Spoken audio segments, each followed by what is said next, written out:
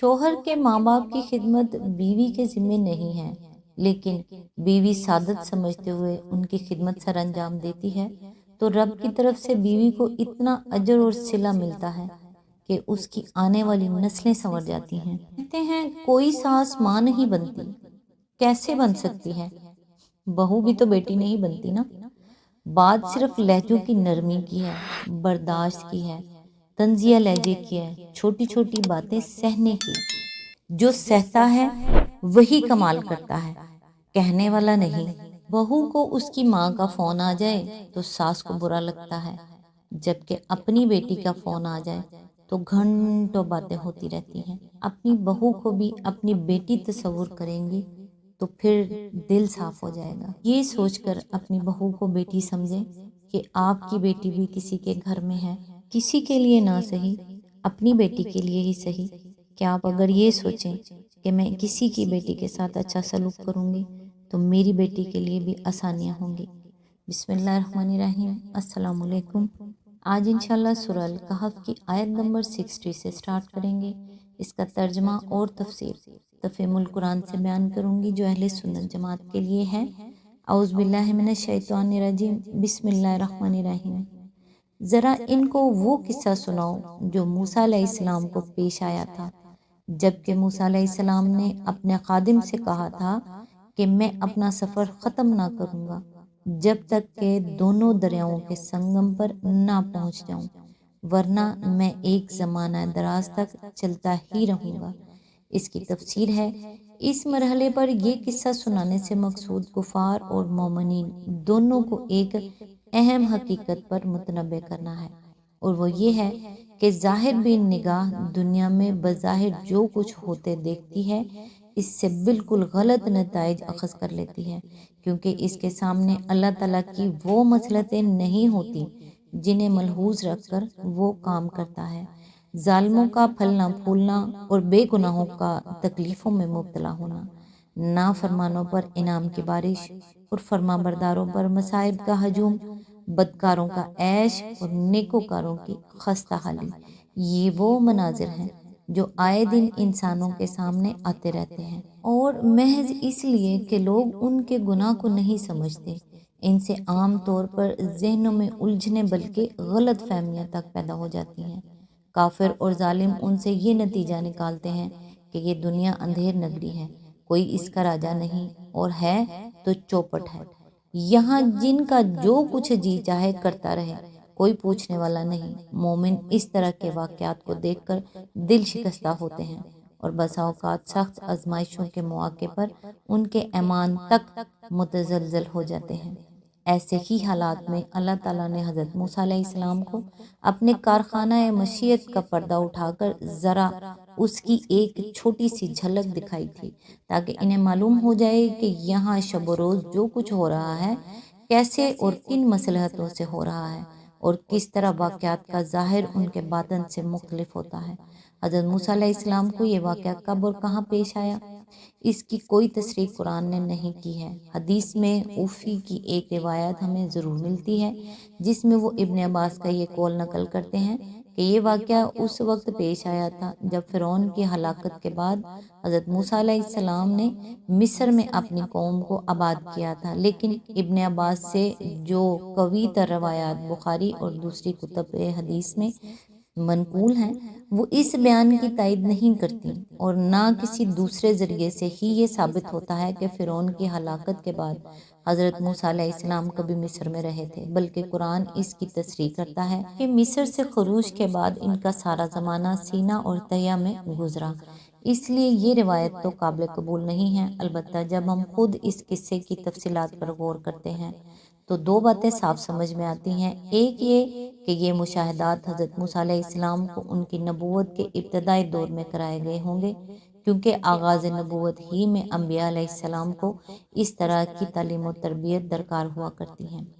دوسرے یہ کہ حضرت موسیٰ علیہ السلام کو ان مشاہدات کی ضرورت اس زمانے میں پیش آئی ہوگی جبکہ بنی اسرائیل کو بھی اسی طرح کے حالات سے سابقہ پیش آ رہا تھا جن سے مسلمان مکہ معظمہ میں دوچار تھے۔ ان دو وجوہ سے ہمارا قیاس یہ ہے، والعلم عند اللہ۔ اس واقعے کا تعلق اس دور سے ہے جبکہ مصر میں بنی اسرائیل پر فرعون کے مظالم کا سلسلہ جاری تھا، اور سرداران قریش کی طرح فرعون اور اس کے درباری بھی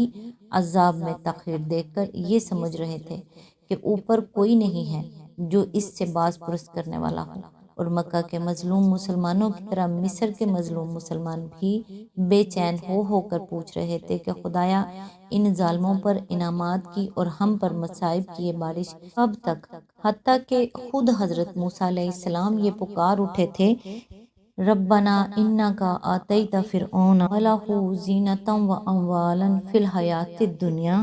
ربنا لِیُضِلُّوا عَن سَبِیلِکَ، یعنی اے پروردگار، تو نے فرعون اور اس کے درباریوں کو دنیا کی زندگی میں بڑی شان و شوکت اور مال و دولت دے رکھی ہے۔ اے پروردگار، کیا یہ اس لیے ہے کہ وہ دنیا کو تیرے راستے سے بھٹکا دیں؟ اگر ہمارا یہ قیاس درست ہو تو پھر یہ گمان کیا جا سکتا ہے کہ غالباً حضرت موسیٰ علیہ السلام کا یہ سفر سوڈان کی جانب تھا، اور مجمع البحرین سے مراد وہ مقام ہے جہاں موجودہ شہر خرطوم کے قریب دریائے نیل کی دو بڑی شاخیں بحر الابیض اور البحر الازرق آ کر ملتی ہے۔ حضرت موسیٰ علیہ السلام نے اپنی پوری زندگی جن علاقوں میں گزاری ہے، ان میں اس ایک مقام کے سوا اور کوئی مجمع البحرین نہیں پایا جاتا۔ بائبل اس واقعے کے باب میں بالکل خاموش ہے، البتہ تلمود میں اس کا ذکر موجود ہے، مگر وہ اسے حضرت موسیٰ علیہ السلام کے بجائے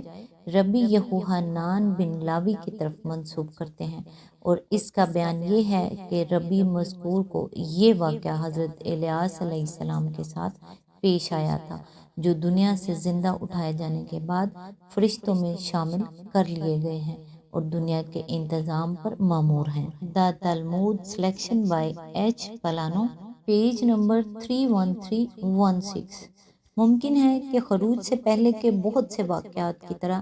یہ واقعہ بھی بنی اسرائیل کے ہاں اپنی صحیح صورت میں محفوظ نہ رہا ہو، اور صدیوں بعد انہوں نے قصے کی کڑیاں کہیں سے کہیں لے جا کر جوڑ دی ہوں۔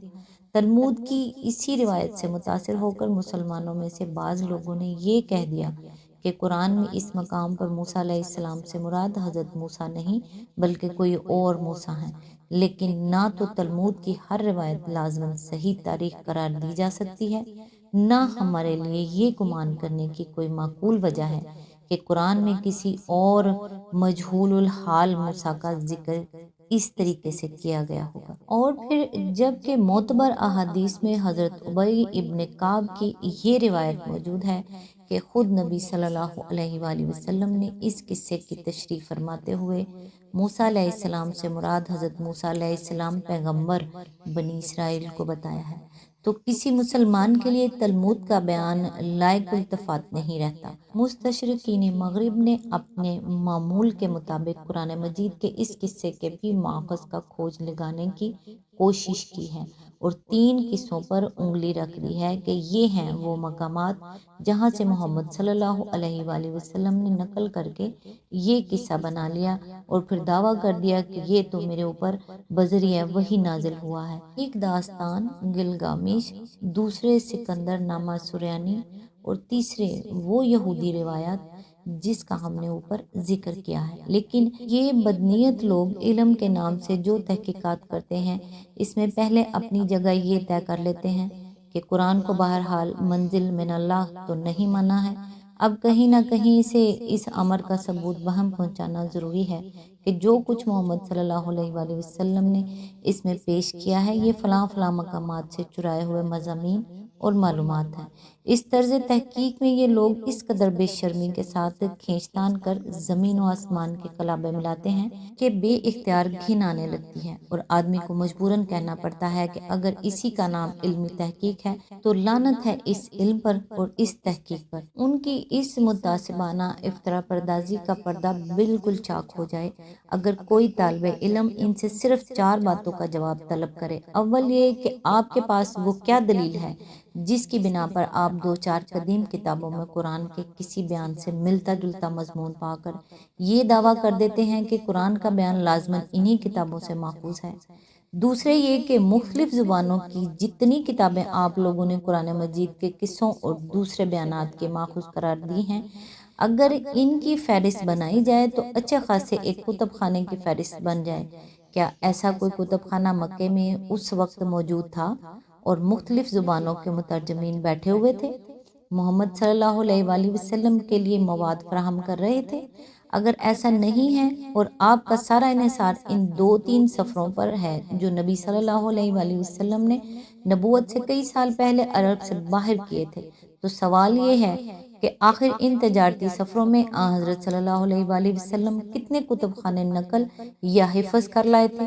اور اعلان نبوت سے ایک دن پہلے تک بھی حضرت صلی اللہ علیہ وآلہ وسلم کی ایسی معلومات کا کوئی نشان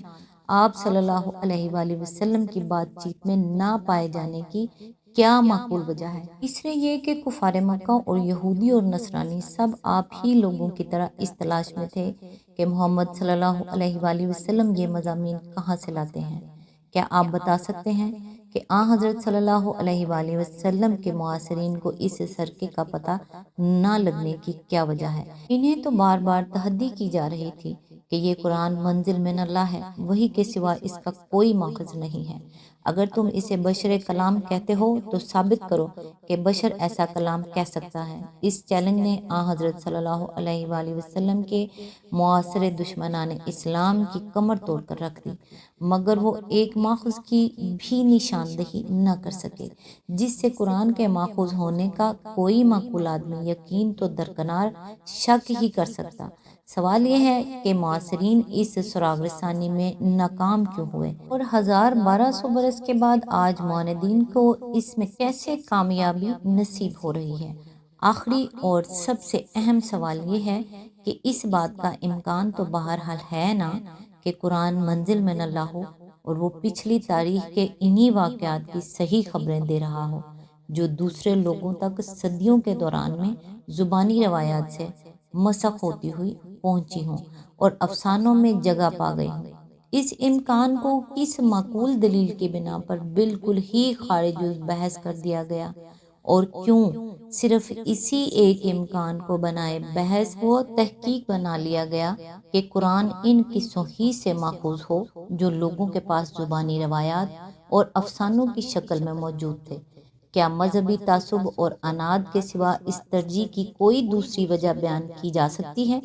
ان سوالات پر جو شخص بھی غور کرے گا وہ اس نتیجے تک پہنچے بغیر نہیں رہ سکے گا کہ مستشرقین نے علم کے نام سے جو کچھ پیش کیا ہے وہ در حقیقت کسی سنجیدہ طالب علم کے لیے قابل التفات نہیں ہے۔ آج تک کے لیے بس اتنا ہی۔ نیکسٹ انشاءاللہ آیت نمبر 61 سے سٹارٹ کریں گے، تب تک کے لیے دعاؤں میں یاد رکھیے گا۔ اللہ حافظ۔